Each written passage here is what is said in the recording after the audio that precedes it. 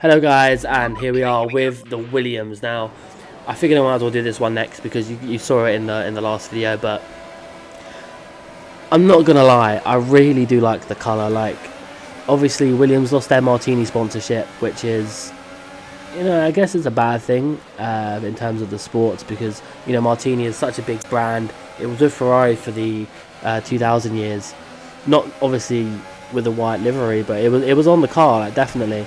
So that was obviously a fun. Well, that's. What happened? If you couldn't tell, this car handles like a piece of crap. But we're just going to ignore that. I'm just going to continue from back here and just see how we can go. But yeah, this car is awful handling. It's literally a nightmare. You'll see later on towards the end of the video just how much of a nightmare it actually is. But I figured to just use a flashback. Might as well get it out of the way. We're going to have a little cheeky look up the inside of Carlos Sainz and Perez for good measure. So we're in the points, which isn't too bad. But right, so my thinking for this, there's actually a really good Williams livery up on the race department. Nice and white. It's got this weird little red sponsor on it. I don't know what sponsor that is, if that's actually a thing or not. But it's on the UI for the drivers that I've got in my game. So I guess it would make sense if I had it on there. But so my thinking for this is they've lost the Martini sponsorship. What did they have before? They used to have a dark blue and white livery back when Bottas, Maldonado were driving. Obviously, I don't believe Massa was there at that point. I don't think 2013. No, he definitely wasn't. So I had to kind of think, like, what we're gonna do. I was looking through Williams, like, previous cars, and the one that stood out to me was in 2007 and 8 livery, where it was a dark blue and a little bit of white, and I really liked that. And in pre-season testing, they actually had a really dark blue livery with just white sponsors.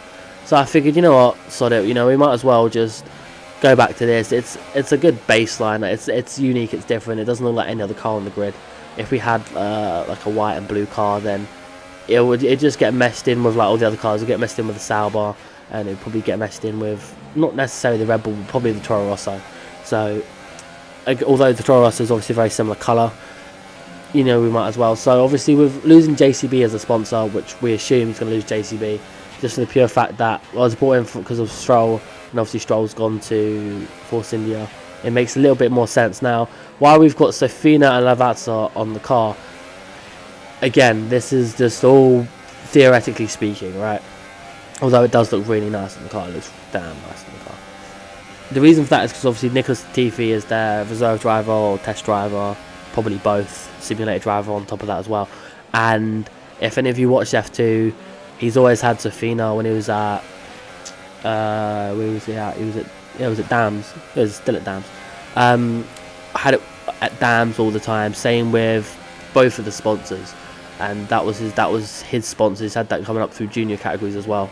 So although obviously he's not driving, it makes sense to a certain degree. Like, for example, Renault used to run SMP Racing on their car in Russia because Sergei Sorokin was one of their junior drivers, and so on and so forth. So it just made a little bit of sense, and it's a nice looking sponsor on the car. Like, even from this angle, the Sofina you don't really notice too much, but if you can just imagine how nice Lavazza looks by the cockpit, it just looks good. Obviously it's on the rear wing as well, which it just goes with the car, like it just goes with the flow, which obviously I'm happy about. So again, until we get the liveries, we don't actually know what we're going to get. I don't imagine for a second that they just do a dark blue livery and white sponsors. That'd be very basic. It'd be very, I wouldn't say boring. It'd look nice as hell if they actually did that. But knowing them, they'll come up with some weird design like 2013 and 2012. So it's going to be interesting to see. Obviously, we've got Robert Kubica racing this Russell up the back because Williams aren't the fastest team, and I reckon Kubica's in with a shout of getting points in a few races. It just depends on how bad the car is and if it can improve a lot. I still reckon they're going to be the last. I'm not quite sure who else will be, at the back. I reckon probably Toro Rosso. I reckon Toro Rosso's probably got a better chance of being the back markers this season. Not because Honda's crap or anything like that. Just Kvyat, he's a good driver. He's alright. Albon, I don't really rate that highly. but you know, he's got his seat, so he'll be happy. It was more of a crap, we've got no one else to put in that seat. So yeah, I reckon Williams will probably be ahead of Toro Rosso. Maybe not just on power, because the Honda engine's gotten a lot better over the last season and a half, but just in terms of resources and stuff like that, I can't see that they'll worry too much. Think of it like this though, Red Bull as a company putting money into teams, this big transition year for the main Red Bull team, they're going to put as much money into that as they can, and their sister team Toro Rosso, again, it's like a placeholder for their young drivers basically, even if your young driver's been kicked out of the senior team, but that's besides the point. So I can't see that they're actually going to have improved as much. I was happy how they were last season with Pierre. Obviously that made everything happy. See what I mean? The car is just a nightmare. So now been kicked out the points, and we're behind Lando, and Hulkenberg's actually out of the points as well. So I don't feel as bad. But I just can't see it going away. So I reckon Williams will probably come ninth in the constructors. Maybe better, depending on if Force India can actually get their act together. Force India, god damn it. Racing Point can get their act together. It's going to be difficult saying that, because now they've got a lot of money. They've got a lot more money than they'd had before. So I reckon if it flops, it's going to be a shit show. It really is, if they can't pull their act together. Which means Williams, if they improve, which, hey, when you hit rock bottom, all you can go is up, right? So if they actually do manage to pull it off, and actually, even if they come 8th or 7th, for them that's a win, because they haven't been good since 2004. 14 and 15 was their best years. 14 probably being their better year. It's just started to fall apart a little bit, especially with Kubica there. I rate him highly as a driver. He's a very quick driver, so that should help. Russell, I don't rate Russell at all. Like, don't get me wrong, like, he's a good driver. He's a quick driver.